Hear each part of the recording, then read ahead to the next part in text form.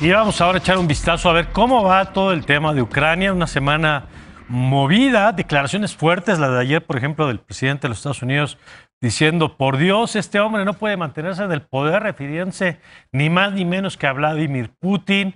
Pero qué mejor que Mauricio Mechulam, que nos ayude a entender lo que ha ocurrido en esta semana con el tema de Ucrania. Querido Mauricio, ¿cómo estás?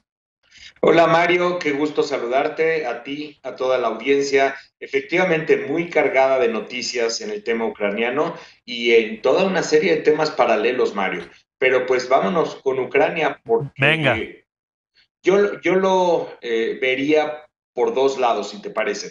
Primero está justo el tema del viaje de Biden a Europa. Podemos platicar un poco de eso y Sí, luego también hablar de qué está pasando en el terreno de las hostilidades. También, pues es muy importante para cómo va la dinámica de la guerra y hacia dónde se puede dirigir. perfecto. Empecemos por el tema de Biden. Mira, Biden viaja y tiene reuniones importantes, ponerlo sobre la mesa, con la OTAN, con la Unión Europea, tiene reuniones también con el G7, y recordemos que el G7 también incluye a países como Canadá o como Japón, que no son países europeos. Entonces es importante comprender esta labor diplomática. Luego tiene este viaje a Polonia, donde pues se encuentra con el presidente polaco, con el primer ministro polaco, y tiene una serie de reuniones donde está en todos los centros que están recibiendo refugiados ucranianos. Y bueno, aquí yo creo que son varios temas. El primero es tratar de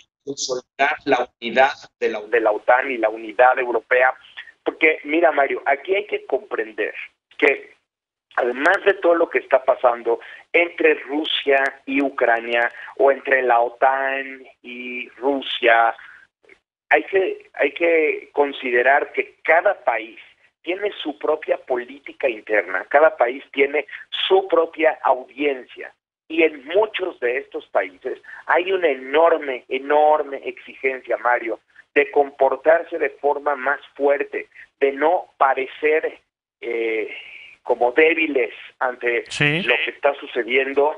Y recordemos que, bueno, también el presidente Zelensky de Ucrania ha tenido esta labor comunicativa, y mira que tú eres experto en comunicación, tú lo sabes, ha estado con parlamentos de un país, de otro país, con el Congreso en Estados Unidos, indicando necesitamos más ayuda, Oye, necesitamos más apoyo. además, Mauricio, siguiendo con esto que apuntas, contando estas historias de Rusia bombardeando un lugar donde había población civil resguardada, donde vemos, Con videos, man, claro, videos, y van movilizando a la opinión pública de estos países, como bien de apuntas, cada país. Y claro. entonces, cada país tiene que ir respondiendo. Entonces, por ejemplo, Polonia dice, bueno, pues es hora de mandar fuerzas de mantenimiento de paz a Ucrania.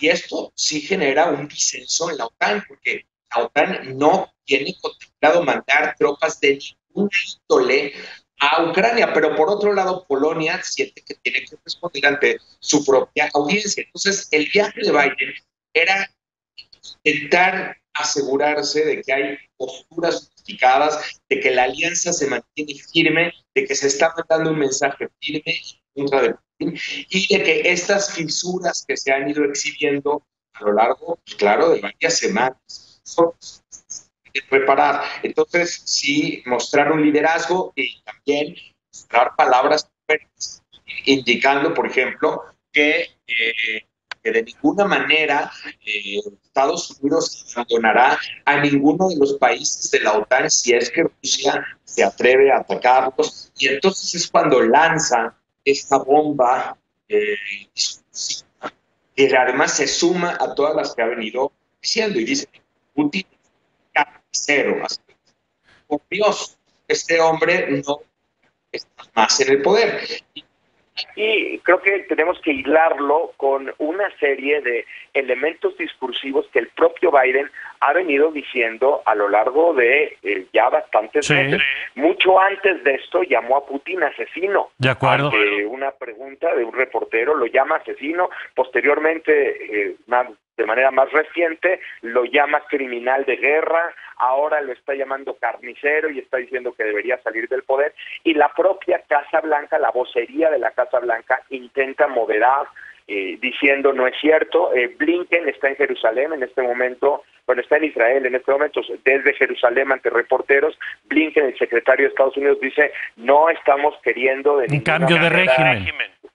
El cambio de régimen, los rusos deben elegir la forma como quieren ser gobernados, intentando moderar estas palabras del propio Biden, lo que hace pensar si no es que de pronto a Biden se le va en esta retórica exaltada, o si realmente lo tiene planeado. Por ejemplo, la postura de Macron en Francia, o incluso la postura dentro del Reino Unido, es que este lenguaje no ayuda a desescalar, y dice Macron, yo no usaría esos términos, yo la verdad estaría buscando mejor tratar de desescalar la situación, nuevamente mostrando diferencias dentro de la propia Alianza Atlántica, porque hay que comprender que cada país es distinto. Porque además, Mauricio, perdón que te interrumpa, porque Macron está en la lógica de la reelección y ha construido toda esta narrativa del moderador, del que se sienta con Putin y se sienta con Zelensky y trata de distender el conflicto, mientras que Biden tiene la presión, la imagen de un presidente débil, tiene elecciones este mismo año de Congreso. Exacto. Y por lo tanto los incentivos de uno y de otro para el tono de su mensaje son distintos. Exacto, entonces no podemos entender la política internacional como distanciada de las políticas internas en cada país. En Estados Unidos hay elecciones y sin duda otro día platicamos de qué está pasando al interior de Estados Unidos y cómo, por ejemplo, los republicanos están torpedeando a Biden como débil por la forma como está respondiendo ante la circunstancia actual, porque efectivamente en Estados Unidos hay elecciones en unos pocos meses, las elecciones internas. Todo esto influye y creo que tenemos que entender dentro de esa lógica. Ahora, es verdad que no ayuda el lenguaje exaltado a una distensión. En Estados Unidos se ha posicionado como un actor que está en este momento bajo una lógica de fuerza en contra de Rusia, bajo una lógica de tratar de modificar la conducta de Putin a través del poder, a través de las amenazas, a través de acciones como las sanciones, medidas como incrementar la presencia militar estadounidense, y eso, del otro lado, también tiene que escalar. Ahora, a todo esto tenemos que añadir qué está pasando. ¿Qué está pasando con la guerra, Mario? Y creo que es otro elemento que vale la pena considerar. Es un hecho, independientemente de puntos de vista y matices, es un hecho que Rusia no está logrando los objetivos iniciales que se trazó tal y como se los trazó. Esto a veces se malentiende y pareciera indicar que Rusia está perdiendo o que Rusia va a perder o que Rusia no tiene poderes ni capacidades. De acuerdo. Simplemente lo único que estamos diciendo es que Rusia aparentemente ha optado por ir moviendo sus tácticas, no su estrategia, sus tácticas. Esto ha sido interpretado a partir de discursos que proceden del Ministerio de Defensa ruso, que indica que Rusia no se está enfocando en las principales ciudades porque no conviene así a sus intereses. Hay que entender que en el Kremlin se ha construido este discurso. Por cierto, recomiendo a la audiencia, si les interesa entender este otro punto de vista, enciendan la página de la agencia de noticias TASS, que es la agencia rusa de noticias, y ahí pueden ir viendo cómo se va construyendo toda la narrativa desde el Kremlin. En esta narrativa, que es como esta otra historia, lo que sucede, Mario, es que Rusia no ha tomado ciudades porque no conviene a sus intereses y porque está protegiendo la vida de civiles. Y como sus objetivos sí están siendo alcanzados, que son la desmilitarización en su retórica, ¿no? La desmilitarización y la desnazificación de Ucrania, en este momento decide reorientar las operaciones más hacia el este ucraniano. Lo que estamos viendo es que las tropas rusas se estarían buscando concentrar más en el sur y más en el este ucraniano, que es donde más victorias han conseguido, con el propósito de generar una especie de división en Ucrania. Ya se empieza a hablar desde Ucrania, por lo menos es lo que están diciendo, que Rusia está buscando el modelo coreano. El modelo coreano recuerda la división del país en Corea del Norte, Corea del Sur, una especie de división geográfica de Ucrania, como un cambio de táctica para conseguir su estrategia. Pero bueno, esto falta mucho por verse. Lo que no ha sucedido es que Rusia ha detenido los bombardeos de ninguna manera. Es más, el día de ayer hubo bombardeos sobre la ciudad de Lviv,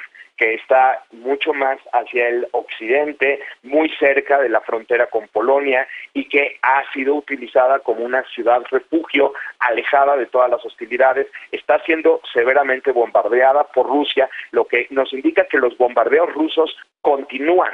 Entonces, un cambio de estrategia, un cambio de táctica podría indicar que Rusia movilizaría tropas más hacia el este y el sur para consolidar sus victorias en ese terreno, continuando con los bombardeos y continuando con las demandas que ha estado haciendo. Recuerda las demandas: que Ucrania no forme parte de la OTAN, que Ucrania reconozca la soberanía rusa sobre Crimea, que Ucrania reconozca la independencia de las repúblicas separatistas del este, que ahora quedarían realmente separadas y completamente protegidas por el ejército ruso, y en este sentido mandar un mensaje de victoria, porque ese es el otro tema, Mario. Rusia no se puede retirar si triunfa esta narrativa de que ellos perdieron o que no consiguieron ganar lo que ellos estaban buscando al inicio, y entonces el cambio simplemente es un viraje táctico para empujar su estrategia como un mensaje hacia la OTAN y como un mensaje de la determinación de hasta dónde puede llegar Rusia si es que considera que sus intereses se encuentran amenazados. Mario. Muy bien. Pues gracias, Mauricio, como siempre. Al contrario, querido Mario, un gusto saludarte a ti, a la audiencia. Seguimos en contacto, nos vemos por aquí el próximo domingo en la agenda pública. Así será. Gracias, Mauricio Meshulam. Como todos los domingos, nosotros vamos a la pausa. Regresamos Marta Lamas y Mauricio Merino aquí a la agenda. Ya volvemos.